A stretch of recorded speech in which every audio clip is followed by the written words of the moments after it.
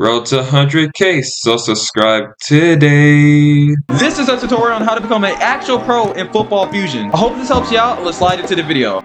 So first things first, we're starting off with step 1, the fundamentals. A lot of people try to skip this step and wonder why they still suck at the game. If you know how to tech and time your jump, your skill in this game is gonna skyrocket. So let me show you a few techs. Sorry for the ball lag, guys. Veteran kind of just sucks in my area. But anyways, here are the best techs to do.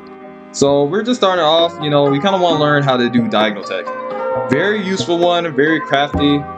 It pretty much works about majority of the times. Simply just like getting ready to jump up, go diagonal. And yeah, that's gonna work really well for beginners. So if you guys don't even have a tech, a lot of people I see, all they do is just like the bot tech. Just go, stop, and then just jump straight up. It is by far the worst tech imaginable. There really ain't no swag with it, no motion. You're not gonna really get boosted like that. The odds of this tech actually working on somebody, they'd have to be artificial intelligence, like a complete robot. So that's why I say you kind of want to switch it up a little bit, go diagonal. And say if you got used to diagonal tech or whatever, tech you can pretty much learn is side tech, which is also a decent one. Only if you got decent timing for it, it's gonna be pretty good. So pretty much here, I'm looking at the ball, I'm waiting for it to drop. That's how you pretty much catch every single type of pass. Look at the ball, wait till it drops, and then jump up. So if you're noticing, look when the ball drops, it's dropped. So that's when I time my jump. When you jump when the ball's not even dropped yet, you're gonna get a pretty bad early jump. Again, if you early jump like this, you're either gonna miss or you're just gonna catch it on the ground. And then you don't wanna jump too late because that's another way how you get mossed 99% of the time. So if you're gonna do diving catches, you wanna jump a little bit earlier. Always slightly early. Especially if it's gonna be just like a regular diving, not mags. So obviously this would be a mag, you're just waiting and then you just jump and dive. But as far as I see, a lot of people have nasty dive timing. And obviously you don't want to jump too early and just jump like that because you're catching on the ground, which for the most part, it doesn't really work on anybody decent. So doing this super early, you're catching on the ground. That's not really reliable. But same thing here. Wait for the ball to drop, jump, dive. And that's how you're going to catch it. You're going to catch it a lot more. You're not going to really have the QB scream at you. And that's pretty much it. That's how you're going to pretty much catch all of those. So now we're moving on to angling, and I will say this is going to be difficult. Pretty much how this goes is controller players have it the easiest, then it's keyboard and mouse, then it's touchscreen. Angling on touchscreen is pretty much the hardest, but it's not impossible because I do it. I play on touchscreen, and I had to learn how to do it. And just to let y'all know, it's really hard to angle in practice. Of course, in a regular server, you're going to be able to angle a little bit higher, so keep that in mind. So pretty much go on shift lock, then get out of it, jump and dive. Same thing, on shift, jump and dive. Now I'm going to slow this down. So this is an actual server, so let's look at this play and break it down. And now you see me on shift, jump to get ready to catch the ball. Now I'm slowly ascending to the air and then I press dive. So imagine a clock. Here's how I time my dive. When I'm usually at 4 or 5 o'clock, that's where I usually like to press dive. Or if I'm going the other side, I like to press it at 8 to 7 o'clock. And just like that, that's how I get the angle. The replays always show if you angled or not because it's 0 ping.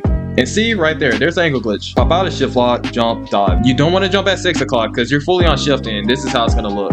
You see how you get no height? Another example, I'm fully letting myself on shift and I got no height at all. So once you let it past 6 a.m. or 6 p.m., you're not gonna really get a high jump. That's why some of you guys don't get any height when you're doing that. So yeah, make sure to avoid this at all times because that's just gonna be a regular dive. Pretty much once my body is already sideways, that's when I like to jump. And also, you don't wanna make this mistake of acing. A lot of people are gonna ace because they're diving too early. Even sometimes I do it, but it doesn't even really matter because it's already a dime anyways. And all acing does is just make you get to the ground faster. So you don't even get a high jump, but you just get to the ground super fast. Again, make sure you guys are not doing this because this will always become an ace. Once again, we're in shift lock, go out of shift lock, dive. And that's how you get the height. In a public server, I'd be getting up a lot higher, of course, but that's just how you do it. And pretty much that, ladies and gentlemen, is how you angle on mobile.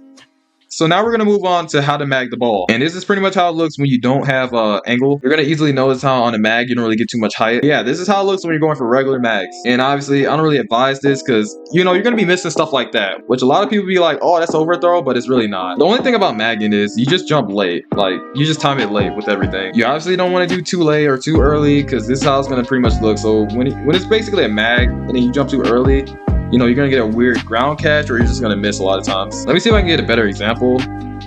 So too early, you're already catching on the ground. And then you don't want to do too late because, you're going to end up missing like that. Where it's like, man, did the ball just go right through me? Nah, you just jumped a little too late. Yeah, the way you time it is you're just looking at the ball, waiting for it to drop, and then jump and dive. That's why I advise using shift lock, popping out of shift lock, and then jumping and diving. That just helps a lot of times with the mag, so you can at least get a little bit more jump height. So this is pretty much going to help a lot more. That's why I say, you kind of want to use angle for this too. And it's pretty much the same thing. All you're doing is just jumping a little bit later with the angle. Because with this, you're guaranteed to jump just a bit higher. See how much more reliable that is? So now you'll no longer have to be like, oh, QB, that's way too high. It's not. But once you guys learn that, you're going to be able to mag. It took me about a week to learn how to English properly, and pretty much it's been working ever since. Y'all better smash that like button and subscribe if you're new. I dropped so many gems this video. Everybody was pressing me, angle angle tutorial. I was like, okay, I'll drop it this week. Where's angle tutorial? Like, goodness gracious. Did I not say I was gonna drop it? So y'all can start pressing me. If you enjoyed this video, check this one out.